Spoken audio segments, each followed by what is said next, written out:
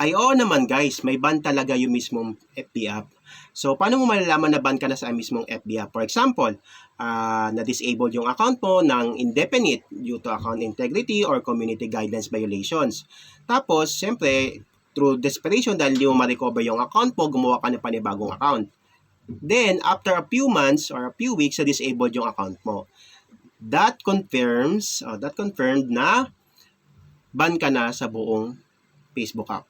Yan. So, totally ban ka na. Kahit gumawa ka pa ng panibagong account through a new device, kahit bagong SIM card or email, for as long na ginagamit mo rin yung usual na Wi-Fi na ginagamit mo sa bahay, is posible pa rin yan ma-disabled or totally ban ka pa rin sa paggamit ng mismong FB app.